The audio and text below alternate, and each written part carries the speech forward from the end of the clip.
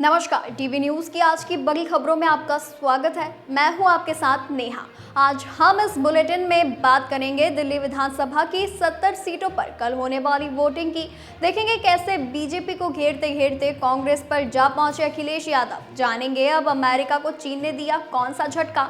बात करेंगे गुजरात की, जहां सरकार ने यूसीसी के लिए बनाई कमेटी। जानेंगे महाकुंभ में सही आंकड़े को लेकर क्यों मचा है बवाल। और आखिर में देखेंगे अचानक राहुल गांधी पर क्यों बरसे देवेंद्र फडणवीस। लेकिन इन सभी खबरों से पहले एक नजर आज की कुछ हेडलाइंस पर। बजट सत्र में अखिलेश ने महाकुंभ हादसे पर मौन की मांग। बोले डिजिटल कुंभ कराने वाले मृतकों के आंकड़े नहीं दे रहे, इंतजाम सेना को सौंपे। 10 ग्राम सोने की कीमत ऑल टाइम हाई 83,000 हुई। 35 दिन में दाम 6,801 चढ़े। वहीं चांदी 162 बढ़कर 93,475 रुपए किलो पहुंची। सीएम योगी और भूटान नरेश ने संगम में डुबकी लगाई। गंगा पूजन के बाद अक्षय वट का दर्शन भी किया। अब तक 37 करोड़ लोगों ने किया स्नान। सेंसेक्स में 1100 अंक से ज्यादा की तेजी। निफ्टी भी 330 अंक चढ़ा। ऑयल एंड गैस सेक्टर में सबसे ज्यादा हुई खरीदारी।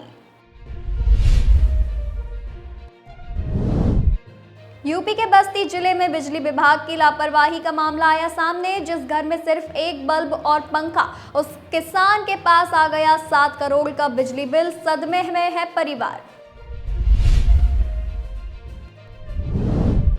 5 फरवरी को पटना जाएंगे कांग्रेस नेता राहुल गांधी। 1 महीने में दूसरी बार बिहार दौरा। स्वतंत्रता सेनानी और दलित नेता जगलाल चौधरी की जयंती समारोह में होंगे शामिल। मध्य प्रदेश की राजधानी भोपाल के मोतीनगर बस्ती में 400 मकान झुग्गियों और 101 दुकानों को हटाने की कार्यवाही टली। 4 फरवरी तक बस्ती को खाली करने का नोटिस जारी किया गया था। पंजाब के मानसा में सिद्धू मूसेवाला के दोस्त के घर पर हुई फायरिंग। इंग्लैंड के नंबर से कॉल कर मांगी 30 लाख रुपए की फिरौती। महाराष्ट्र में मिले जीबीएस के 5 नए मामले। कुल मरीजों की संख्या हुई 163। इस बीमारी से अब तक 5 लोगों की जा चुकी है जान।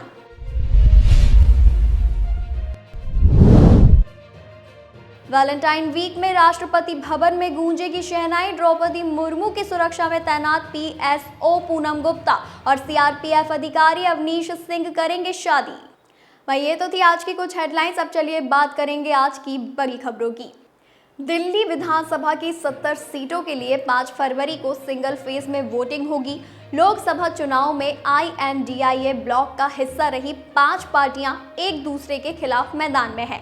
इनमें आप और कांग्रेस सभी 70 सीटों पर आमने सामने हैं। वहीं कम्युनिस्ट पार्टी ऑफ इंडिया ने 6, communist party of India Marxist यानी सीपीएम और इसके अलावा मार्क्सिस्ट लेनिनिस्ट ने 2-2 सीटों पर अपने प्रत्याशी उतारे हैं। भाजपा ने 68 सीटों पर कैंडिडेट उतारे हैं। 2 सीटें सहयोगी पार्टियों को दी है। इसमें जनता दल यूनाइटेड ने बुराड़ी और लोक जनशक्ति पार्टी रामविलास ने देवली सीट से प्रत्याशी उतारे हैं। महाराष्ट्र में भाजपा की सहयोगी राष्ट्रवादी कांग्रेस पार्टी 30 सीटों पर चुनाव लड़ रही है। शिवसेना प्रमुख और महाराष्ट्र के डिप्टी सीएम एकनाथ शिंदे ने सभी सीटों पर भाजपा को समर्थन दिया है। इसके अलावा बहुजन समाज पार्टी 70 और असदुद्दीन ओवैसी की ऑल इंडिया मजलिस इत्तेहादुल मुस्लिमीन 12 सीटों पर चुनाव लड़ेगी।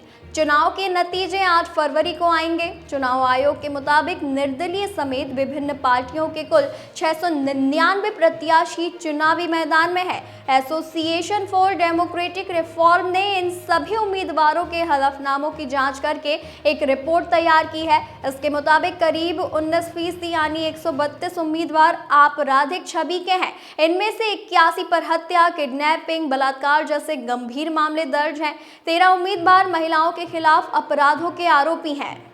वहीं संसद के बजट सत्र के पहले दिन राष्ट्रपति के अभिभाषण पर धन्यवाद प्रस्ताव पर चर्चा के दौरान समाजवादी पार्टी के अध्यक्ष अखिलेश यादव ने भारतीय सरजमी पर चीन की मौजूदगी की खबरों से लेकर जातिगत जनगणना पर बीजेपी को जमकर घेरा। अखिलेश यादव ने कहा कि चीन के सवाल पर कांग्रेस पार्टी और बीजेपी के भी विचार हैं। चीन ने हमारी जमीन, हमारे बाजार पर कब्जा कर लिया है, लेकिन बीजेपी इसे स्वीकार करने से इनकार कर रही है। अखिलेश ने कहा कि एक समय में हम लोगों ने लाखों लाख एकड़ की जमीन खोई और अब उसी रास्ते पर बीजेपी चल रही है। जमीन खोने के साथ साथ बीजेपी कह नहीं रही है कि चीन ने कब्जा किया है। जो अखबारों में खबरें निकलती हैं तो सरकार को कहिए ऐसे चैनलों पर एफआईआर दर्ज करा दे। अगर चीन ने ऐसा नहीं किया है तो जो अखबार और चैनल ऐसी खबरें चला रहे हैं उन पर एफआईआर कर उन्हें जेल भेज दीजिए। उन्होंने जातिगत जनगणना का जिक्र करते हुए कहा कि देश में जातिगत जनगणना बहुत जरूरी है। कांग्रेस जो पहले इसका विरोध करती थी अब इसकी मांग कर रही है। अगर कांग्रेस ने पहले इस जनगणना का पहले समर्थन किया होता तो वह अब इस मुद्दे को नहीं उठाते। अखिलेश ने कहा कि मैं कांग्रेस से कहना चाहूंगा कि हम आपके साथ ही हैं और हम इस मुद्दे पर आपके साथ हैं, आगे चलकर भी साथ देंगे। बता दें कि दुनिया के दो सुपर पावर देश अमेरिका और चीन के बीच अब एक टैरिफ वॉर छिड़ गई है। जी हां, जहां एक और शनिवार को अमेरिका की डोनाल्ड ट्रंप सरकार ने चीन से इंपोर्ट होने वाले सामानों पर 10% का अतिरिक्त टैरिफ लगाया था, तो वहीं अब चीन ने भी मंगलवार से अमेरिका पर जवाबी कार्रवाई करते हुए अमेरिकी उत्पादों पर नए टैरिफ लगाने की घोषणा की है। चीन की ओर से अमेरिकी उत्पादों पर लगाया गया टैरिफ सोमवार से लागू होगा। रिपोर्ट्स के मुताबिक अमेरिका के टैरिफ के खिलाफ जवाबी कदम उठाते हुए चीन ने नए टैरिफ की घोषणा की है। चीनी वित्त मंत्रालय ने मंगलवार को अमेरिकी उत्पादों पर 10 से 15% टैरिफ लगाने के फैसले की जानकारी दी है। बीजिंग के टैरिफ लगाए जाने से चीन में अमेरिका से आने वाली बड़ी कारों, पिकअप ट्रक, कच्चा तेल, एलएनजी, कृषि उपकरणों के इंपोर्ट पर असर पड़ेगा। दरअसल चीन ने अमेरिका के इंपोर्ट होने वाले कोयला, एलएनजी पर 15% और कच्चे तेल, कृषि उपकरणों, पिकअप ट्रक, उच्च उत्सर्जन वाली गाड़ियों पर 10% का अतिरिक्त टैरिफ लगाने की घोषणा की है। इसके अलावा चीन ने अमेरिका में एक्सपोर्ट होने वाले कुछ प्रमुख खनिजों पर भी नियंत्रण लगा दिया है। रिपोर्ट्स के मुताबिक चीन अमेरिकी टेक जायंट कंपनी गूगल पर भी सख्त हो गया है। चीन ने घोषणा की है कि वह गूगल पर विश्वास कानूनों के उल्लंघन के संदेह पर जांच करेगा। गुजरात सरकार ने समान नागरिक संहिता लागू करने को लेकर अपनी मंशा पहले ही स्पष्ट कर दी थी। सीएम भूपेंद्र पटेल ने मंगलवार को सुप्रीम कोर्ट के पूर्व न्यायाधीश की अध्यक्षता में इसके लागू करने के लिए कमेटी के गठन का भी ऐलान कर दिया है। फिलहाल यूसीसी को लागू करने के लिए जरूरी गाइडलाइंस तैयार करने की जिम्मेदारी कमेटी को सौंपी गई है। गुजरात के मुख्यमंत्री भूपेंद्र पटेल ने कहा कि सुप्रीम कोर्ट की पूर्व न्यायाधीश रंजना देसाई की अध्यक्षता यूसीसी गाइडलाइंस तैयार करने के लिए कमेटी गठित की गई है। 5 सदस्यीय कमेटी 45 दिनों के भीतर अपनी रिपोर्ट गुजरात सरकार को सौंपेगी।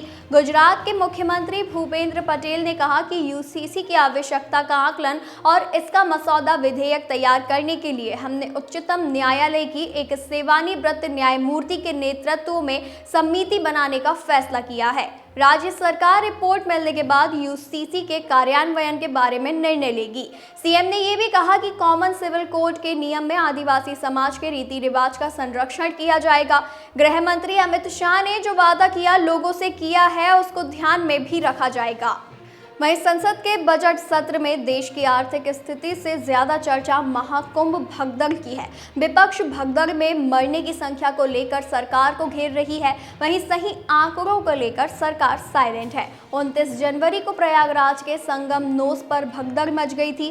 सरकार और प्रशासन का कहना है कि यहां सिर्फ 30 लोग मरे, जबकि विपक्ष का कहना है कि इस हादसे में हजारों लोग मरे, जिसे सरकार छिपा रही है। उत्तर प्रदेश के पूर्व मुख्यमंत्री अखिलेश यादव के मुताबिक अभी भी पुलिस और प्रशासन लोगों को ढूंढ नहीं पाई है। लोग लापता हैं जिसके बारे में पुलिस कुछ भी नहीं बता पा रही है।